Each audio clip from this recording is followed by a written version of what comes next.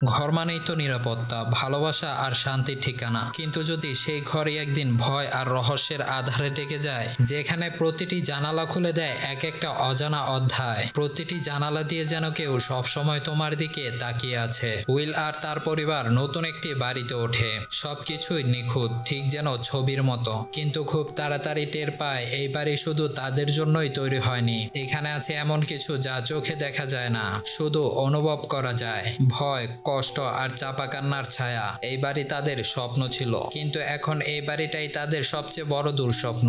Dream house একটি মানসিক thriller movie, যেখানে প্রতিটা ইটের নিচে লুকিয়ে আছে প্রশ্ন, আর প্রতিটি উত্তর আপনাকে আরো গভীর অন্ধকারে নিয়ে যায়। তো চলুন কথা না বাড়িয়ে আজকের এই মুভির গল্পটি শুরু করা যাক। মুভির শুরুতেই বড়দিনের কয়েকদিন আগে উইল অ্যাটেন্ডেন্ট নিউ ইয়ারকে কোম্পানির এডিটরের কাছ থেকে ইস্তফা দিয়ে বাড়ি ফেরার সিদ্ধান্ত নিয়েছে। জীবনের বাকিটা সময় নিজের লেখালেখি আর পরিবারকে নিয়ে কাটাবে। উইলের এমন সিদ্ধান্ত সকলেই তাকে চোখের জলে বিদায় জানায়, কারণ উইলের মতন বন্ধু সবার ভাগ্যে জোটে না। মিসেস গ্রিলি তাকে কনস্ট্রাকশন কোম্পানির কার্ড দিয়ে শেষ বিদায় জানায়। ট্রেন পথে নিজের ছোট শহরে নামতেই হায়দার তাকে নতুন বাড়ি ছেড়ে দিয়ে আসে। নজর গেল দরজার বাইরে দাঁড়িয়ে থাকা ভালোবাসার মানুষ স্ত্রী লিবির দিকে। বহুদিন পর তাকে ফিরে পেয়ে দুষ্টুমি করতে আর ছাড়ল না। তাদের দুই সন্তান ডিডি আর ড্রেস, কাছের মানুষদের ফিরে পেয়ে খুশির আর অন্ত রইল না। বাচ্চাদের মুখের দিকে তাকিয়ে নিজের মনেই বলল, ঠিক সিদ্ধান্ত নিয়েছে। উইল একটা নভেলের উপর কাজ করছে, সময় এলে অবশ্যই সবার আগে লিবিকে দেখাবে। ডিনার টেবিলে রাখা ফ্লাওয়ার ভাসটা আজই সকালে এসেছে। লিবি মনে করে এটা উইল পাঠিয়েছে, কিন্তু সে বলে এটা আমি পাঠাইনি, হয়তো কোনো ফ্যান গিফট করেছে। বহুদিন পর তারা একে অপরকে কাছে পেয়ে ভালোবাসা ব্যক্ত করে। সকালে বাগানের কাজ করার সময় জ্যাক নামের এক প্রতিবেশী উইলের দিকে বিরক্তি ভরা মুখ নিয়ে তাকিয়েছিল। অবশ্য কেন সেটা জিজ্ঞেস করার অবকাশ পেল না। জ্যাক ওর মেয়ে ক্লোকে নিতে এসেছে। সে চায় না তাদের ডিভোর্সের পর স্ত্রী অ্যানির সাথে তার মেয়ে থাকুক। সেটার বিষয়ে অবশ্যই আইনগত প্রক্রিয়া চলছে, কিন্তু কোর্ট অ্যানির পক্ষে রয়েছে, আর এটাই মাথা ব্যথার সবচেয়ে বড় কারণ। বেলায় উইল বসলো তার নভেল লেখার কাজে। অল্প অল্প করে এগোচ্ছে তার লেখালেখি। লিবি রুম পেইন্ট করার সময় সিঁড়ির সামনে বাচ্চাদের হাইট মাপার মার্কিং দেখতে পায়। এটা বাড়ির আগের মালিক করে গিয়েছিল। রাতে উইল লেখালেখি নিয়ে ব্যস্ত, তখন বাচ্চারা ছুটে এসে বলে রুমের জানালার বাইরে কাউকে দেখেছে। উইল সেখানে গিয়ে চেক করলে তেমন কাউকে দেখতে পায় না। আসলে বাচ্চারা অন্ধকারে গাছ দেখে সেটাকে মানুষ ভেবেছিল। পরের দিন সকালে বাগানের দিকে আসলে জানালার বাইরে বরফের মধ্যে জুতোর দাগ দেখে কপালে চিন্তার ভাঁজ পড়ে যায়। কাল রাতে সত্যিই কেউ ছিল। পায়ের দাগ সোজা চলে গেছে লিবির জানালার দিকে। কেউ কি তাদের উপর নজর রেখেছে? মনে প্রশ্ন জাগলেও বিষয়টা কাউকে জানায় না। মাঝরাতে কিছু অস্পষ্ট আওয়াজ শুনে উইল বেসমেন্টে আসতেই দেখে কয়েকজন ছেলেমেয়ে সেখানে প্ল্যান চেট করছে। তাকে দেখা মাত্রই সবাই পালাতে গেলে একটা মেয়ে পড়ে যাওয়ায় উইল তাকে ধরে ফেলে। মেয়েটাকে জিজ্ঞেস করলে জানায় তারা যতদূর জানতো এই বাড়িটিতে কেউ থাকে না, আর থাকবেই বা কেমন করে। লোকে বলে এটা নাকি ভুতুরে বাড়ি, কারণ 5 বছর আগে এপ্রিলের এক শীতের রাতে এই বাড়ির মালিক নিজের পরিবারকে খুন করেছিল। গ্রুপের একটা ছেলে তখনই বলে ওঠে সে ফিরে এসেছে। এই কথায় উইল বিচলিত হয়ে পড়লে তারা সবাই পালিয়ে যায়। মানে এই ছেলে মেয়েগুলো আগের দিন বাচ্চাদের জানালা দিয়ে উকি দিয়েছিল। উইল বিষয়টা লিবির কাছে গোপন রেখে পরের দিন পৌঁছে যায় পুলিশের কাছে। তাদের থেকে জানার চেষ্টা করে এই বাড়ির ব্যাপারে, কিন্তু তারা যত সম্ভব ব্যাপারটাকে ইগনোর করে। শুধু বলে ওই রাতে বাড়ির মালিক পিটার ওয়ার্ড বাদে পুরো পরিবার শেষ হয়ে গিয়েছিল। কিন্তু এরপর পিটারের কি হয়েছিল উইল সেটা জানার চেষ্টা করলে পুলিশ কোনো সাহায্য করে না। বাড়ি ফিরে দেখে বাচ্চারা ভয়ে লিবির কোলে বসে আছে। প্রতিবেশীর মেয়েটাকে তারা বলতে শুনেছে এই বাড়িতে ঘটে যাওয়া মৃত্যুর কথা। উইল তৎক্ষণাৎ অ্যানির বাড়ির দিকে গেলে দরজা খুলে ক্লুই। সে কিছু বলে না, কিন্তু তার মাকে ডাকে। উইল অ্যানিকে বলে তার ছোট 2টা বাচ্চা রয়েছে।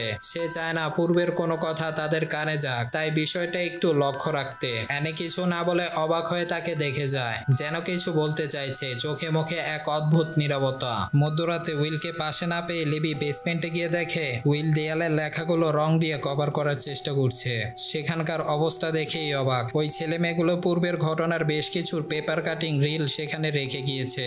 দেয়ালে পিটারের নাম দেখে লিবি উইলের থেকে সবকিছু জানতে পারলে সেখানে থাকতে রাজি হয় না। লিবিকে শান্ত করার জন্য উইল বাড়িতে প্রিজ ডাকার প্রস্তাব দিলেন। লিবি শান্ত গলায় বলে হয়তো আমি বেশি ভাবছি, এটা আমাদের বাড়ি, এখানে আমরা সবাই সুখে থাকলেই হলো। তখনই লক্ষ্য করে বাগানের দিকে গাছের আড়ালে কালো কোট পরে কাউকে দাঁড়িয়ে থাকতে দেখে। উইল ওর পিছু নিয়ে ধরার চেষ্টা করলে লোকটি কোনো মতে পালিয়ে যায়, কিন্তু সে কে তার কি বা মতলব সবটাই রহস্য।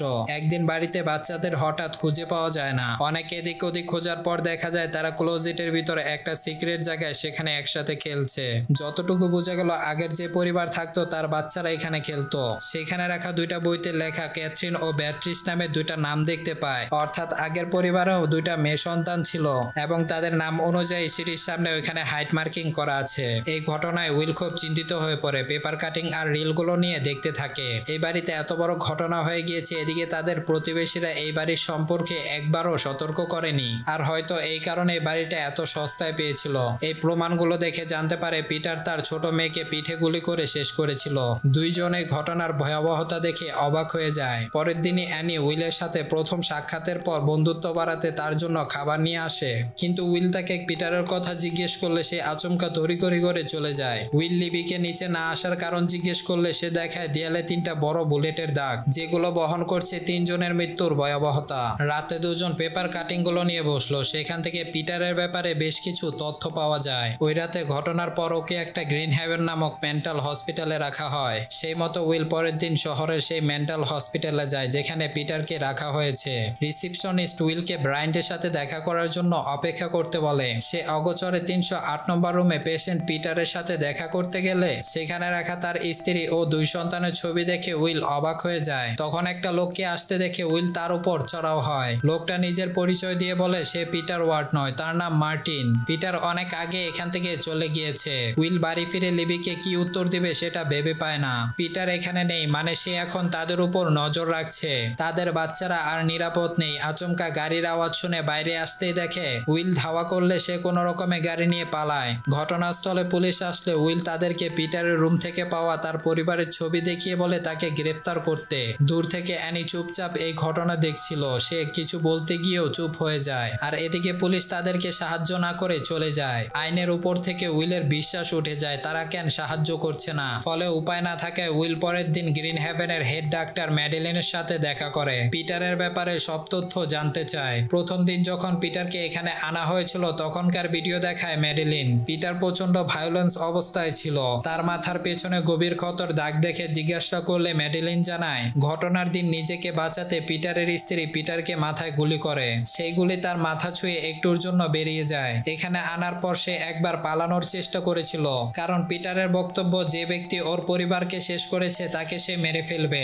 উইল লক্ষ্য করে পিটারের পালানোর ফুটেজে অ্যানি ওই সময় উপস্থিত ছিল, অর্থাৎ সে শুরু থেকেই সবকিছু জানতো। তার সন্দেহ একদম ঠিক ছিল, তবে চমক হয়তো আরো তার জন্য অপেক্ষা করছিল, কারণ একটা সময় পর সে নিজেকে পিটার নামে ডাকতে অস্বীকার করে, কারণ সে তার পরিবারকে কখনো মারতে পারে না। এমনকি হসপিটালের আইডি থেকে পিটার নাম সরিয়ে নিজের জন্য একটা ছদ্মনাম রাখে, যেখানে আইডির W11L হয়ে যায় উইল এবং 810 হয়ে যায় অ্যাটেন্ডেন্ট, অর্থাৎ উইল অ্যাটেন্ডেন্ট। ম্যাডেলিন তাকে 5 বছর আগের একটা ফুটেজ দেখায় যেখানে পিটার আর অন্য কেউ নয় বরং উইল নিজেই, এবং এই কারণেই পুলিশ তাকে হেল্প করছে না। কিন্তু এটা কি করে সম্ভব? উইল যা দেখছে এটা কি সত্যি? উইল বাকরুদ্ধ হয়ে পড়ে। এক কথায় যদি সে মেনেও নেয় তাহলে তার পরিবার তো এখনো জীবিত রয়েছে। উইল রেগে লিবিকে কল করলে সে কল রিসিভ করে, তাহলে এটাও কি ভুল? ফেরার পথে দেখা যায় মুভির শুরুতে উইল যে এডিটরের অফিস থেকে বেরিয়েছিল সেটা ছিল গ্রিন হ্যাভেন, এবং তার সকল কলিগ আসলে এখানকার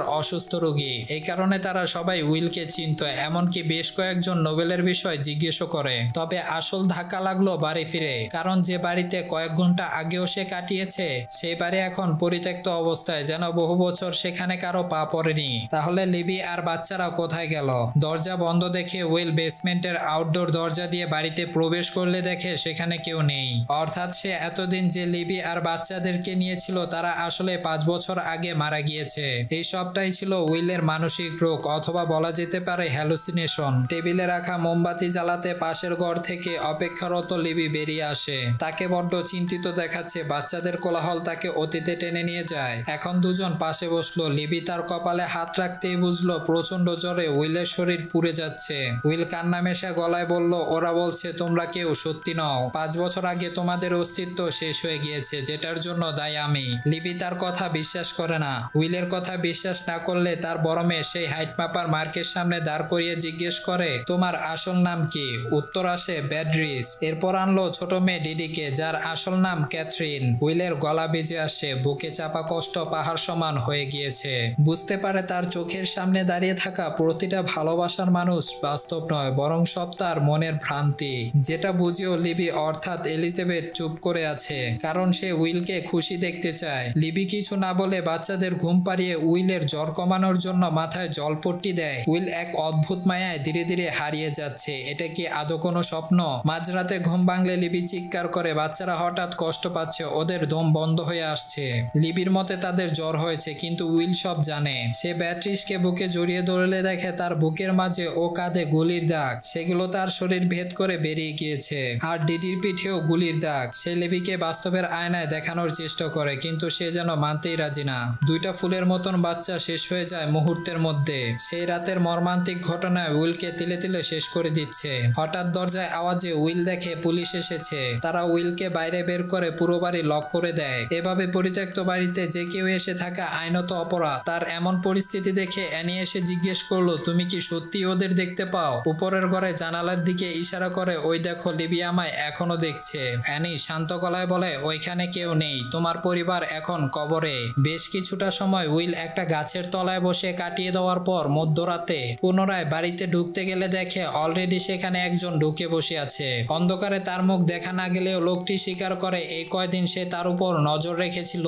আর নজর রাখবেই না কেন, সে তো একজন খুনি। সকালে উইল অ্যানির সাথে দেখা করতে গেলে প্রথমবার বাড়িতে ঢুকতে আমন্ত্রণ জানায়। উইল প্রশ্ন করে ওই রাতে কি হয়েছিল। সেটা অ্যানি স্বচক্ষে দেখেনি, তাহলে সে গ্রিন হেভেনে কেন গিয়েছিল? অ্যানি বলে লিবি তার বেস্ট ফ্রেন্ড ছিল, তার দুই বাচ্চারা ক্লোয়ের সাথে রোজ খেলতো। সেদিন অ্যানির সাথে প্রথম পরিচয়। নিজের নাম উইল অ্যাটেন্ডেন্ট বলায় সে পিটার নামটা মুখে এনেও তাকে পুরনো কথা মনে করাতে চায়নি। উইল কি সত্যি তাদেরকে মেরেছিল? এই কথার উত্তর লিবি দেয় না, কিন্তু তার মনে হয় সে এই কাজ করতে পারে না। তখনই ক্লু এসে জানায় ফ্লাওয়ার বাসটা সে বাড়িতে রেখেছিল। সে তার দুই বন্ধুকে খুব মিস করে। আচ্ছা, আপনি কি সত্যিই দেখতে পান? উইল কি বলবে ভেবে পায় না। এক অদ্ভুত শূন্যতায় ডুবে যায়। কয়েকদিন ধরে উইল গোসল না করায় অ্যানি ওকে ফ্রেশ হতে বলে। মেয়েকে নিয়ে শহরে যায় কিছু মার্কেটিং করতে। উইলের মনে শান্তি নেই। চোখ বন্ধ করলে দুর্ঘটনার প্রতিচ্ছবি চোখের সামনে ভেসে ওঠে। বেলায় কলিং বেলের আওয়াজ শুনে নেমে আসতেই দেখে জ্যাক। উইলকে বাড়িতে দেখে রাগের চোটে সে মেয়েকে নিয়ে চলে যায়। উইল বুঝতে পারে ওর জন্যই পরিবারে ঝগড়া হচ্ছে, তাই এখানে না থাকাই ভালো। যাওয়ার আগে অ্যানি তাকে ডাক্তার গ্রিলের কার্ড দিয়ে ওনার সাথে দেখা করতে বলে, কারণ তিনি উইলের চিকিৎসা করেছিলেন। সেই মতো উইল তার সাথে দেখা করলে তার প্রথম প্রশ্ন ছিল কেন গ্রিল তাকে ছেড়ে দিয়েছিল। তিনি বলেন ঘটনার কোনো প্রত্যক্ষ প্রমাণ পাওয়া যায়নি, যেটা দেখে উইল দোষী প্রমাণ হয়। উইল বলে আমি এখনো আমার পরিবারের খুনিকে খুঁজে বেড়াচ্ছি, আর যদি সেটা আমি হই তাহলে আমি নিজেকেই শেষ করে দেব। ডাক্তার বলেন তুমি যদি খুনের দায় স্বীকার করো তাহলে আমি কথা দিচ্ছি তোমাকে সুস্থ করে এই ঘটনা থেকে মুক্তি দিব। কিন্তু উইল কিছু না বলে বেরিয়ে যায়। ফিরে আসে নিজের বাড়িতে।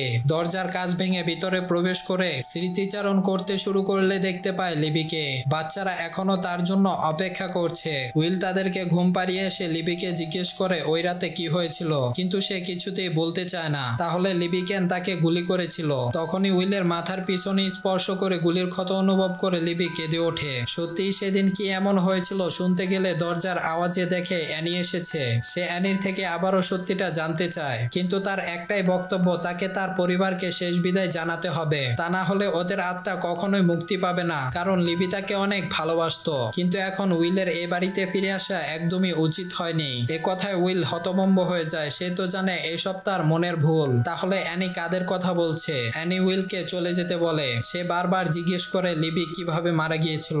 এরই সাথে পাশে দাঁড়িয়ে থাকা লিবি অতীতে ফিরে যায়। 5 বছর আগের রাতে। সেদিন সিঁড়িতে আওয়াজ শুনে বাচ্চারা ছুটে গিয়েছিল বাবাকে দেখার আশায়, কিন্তু দেখে তাদের বাবা নয়, বরং এসেছিল বয়েস নামের এক বারাটে খুনি। তার বন্দুকের নিশানায় 2 মেয়ে। ফোনের লাইনে থাকা উইল ওরফে পিটার ঘটনার পরিস্থিতি আন্দাজ করতে পেরে ছুটে যায় বাড়িতে, কিন্তু ততক্ষণে বন্দুক গর্জে ওঠে। প্রাণ হারায় ফুলের মতন 2টি শিশু। গুলি গিয়ে লাগে লিবির শরীরে। তখনই পিটার বয়েসের উপর ঝাঁপিয়ে পড়ে। দুজনের হাতাহাতি লাগলে সামনে পড়ে থাকা বন্দুক তুলে বয়েসকে মারতে গেলে গুলি গিয়ে লাগে পিটারের মাথায়। এই ঘটনার সাথে বয়েস লিবিকে মেরে পালিয়ে যায়, কিন্তু গুলি মাথা ছুঁয়ে বেরিয়ে যাওয়ার কারণে পিটার বেঁচে গেলেও সে সব স্মৃতি হারিয়ে ফেলে। তখনই জ্যাকের সাথে বয়েস এসে পিটারের উপর ঝাঁপিয়ে পড়ে। জ্যাকও সুযোগ বুঝে অ্যানিকে ভাগে পেয়ে যায়। বয়েস তাকে ওষুধ দিয়ে অজ্ঞান করে এবং দুজনকে বেসমেন্টে নিয়ে আসে। আর এই ঘটনার সাথে রিভিল হয় সব থেকে বড় রহস্য। আসলে 5 বছর আগে জ্যাক বয়েসকে ভাড়া করে অ্যানিকে মারার জন্য, কারণ তার সন্দেহ ছিল অ্যানির সাথে অন্য কারো সম্পর্ক চলছে, তাই ওকে শেষ করে ক্লুর পুরো দায়িত্ব নিতে চেয়েছিল। কিন্তু ওই রাতে বয়েস ভুলবশত অ্যানির বাড়িতে না ঢুকে পিটারের বাড়িতে ঢুকে এবং তার পরিবারকে শিকার বানায়, যার ফলাফল একটা নির্দোষ পরিবারের সমাপ্তি ঘটে। ঘটনা বর্তমানে ফিরে আসলে জ্যাক পিটারকে বেসমেন্টে বন্দি বানিয়ে ওর সাথে অ্যানিকে মারার প্ল্যান করে। তখনই আচমকা সে বয়েসকে গুলি করে, কারণ বিগত 5 বছর ধরে সে জ্যাককে ব্ল্যাকমেল করে আসছে এবং তার থেকেও বড় কথা সে দুজন বাচ্চাকেও মেরেছে, তাই ওর বেঁচে থাকার অধিকার নেই। জ্যাক অ্যানিকে বেঁধে পুরো ঘটনা এমন ভাবে সাজানোর চেষ্টা করে যাতে পুলিশের মনে হয় পাগল পিটার অ্যানির সাথে নিজেকেও শেষ করে দিয়েছে। সে কেরোসিন দিয়ে সবকিছু পুড়ে শেষ করতে গেলে আচমকা তার পথের কাঁটা হয়ে দাঁড়ায় লিবি। সে পিটারের জ্ঞান ফিরিয়ে জ্যাককে ভ্রান্তির মধ্যে ফেলে দেয়। অর্থাৎ এতদিন সবাই যেটা পিটারের মানসিক রোগ ভাবছিল সেটা নিতান্তই ভুল, কারণ বাড়িতে সত্যিকারের লিবি এবং তার বাচ্চাদের অতৃপ্ত আত্মা ছিল।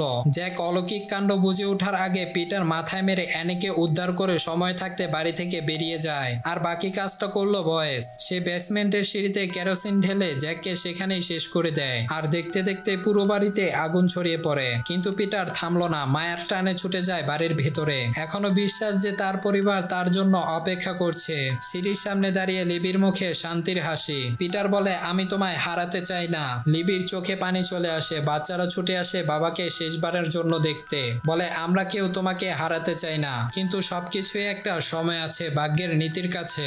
আমরা সবাই পুতুল হলেও ভালোবাসা কখনো হেরে যায় না। লিবি এক দৃষ্টিতে ওর দিকে তাকিয়ে মন ভরে দেখে যাচ্ছে। পুরনো সব স্মৃতি না, সে মানুষ চিনতে ভুল করেনি। জীবনের প্রতিটা মুহূর্তে সে পিটারকে পাশে পেয়েছে ছায়ার মতো। এমনকি মৃত্যুর পরেও। আগুনের লেলিহান শিখায় হারিয়ে যায় পিটারের পরিবার, কিন্তু বেরোনোর আগে নিতে ভুলেনি সিঁড়ির মধ্যে লুকানো তার নোবেল। ঘটনাস্থলে ইতিমধ্যে পুলিশ এসে পড়েছে। কেউ কিছু বুঝে ওঠার আগে সব মায়া পিছনে ফেলে পিটার হারিয়ে যায় নতুন জগতে। এরপর কেটে যায় বেশ কয়েকটি সময়। গোটা দেশে এবং বইপোকাদের মধ্যে তার লেখা নোবেল খুব সুনাম পেয়েছে। পিটার ওয়াট এই নামটি নিয়ে আর কোনো সংশয় নেই। দোকানে রাখা দেশের নাম্বার 1 বেস্টসেলিং এর তালিকায় নোবেলের নাম জলজল করছে। গ্রিন হাউস, তার গল্প আমরা এতক্ষণ দেখলাম। তো আপনাদের কাছে আজকের এই গল্পটি কেমন লেগেছে অবশ্যই একটা কমেন্ট করে জানিয়ে দিবেন। যদি গল্পটি ভালো লেগে থাকে তাহলে বলবো অবশ্যই ভিডিওটিতে একটা লাইক করতে ভুলবেন না, কারণ আপনাদের এই একটা লাইকের মাধ্যমে আমরা পরবর্তী ভিডিও বানাতে উৎসাহিত হব। তো অবশ্যই কেউ লাইক বাটনটিকে মিস করবেন না। আর যদি আমাদের চ্যানেলটিতে নতুন হয়ে থাকেন তাদেরকে বলবো অবশ্যই চ্যানেলটি সাবস্ক্রাইব করে পাশে থাকা বেল আইকনটিকে অল প্রেস করে দিবেন। তাহলে আমরা যখন নতুন নতুন গল্প আপলোড করব তখন সেটার নোটিফিকেশন সবার আগে আপনার কাছে চলে যাবে। তো সবাই ভালো থাকবেন, নেক্সট ভিডিওর জন্য অপেক্ষা করবেন। আজকের মতন এ পর্যন্তই। আসসালামু আলাইকুম, টাটা।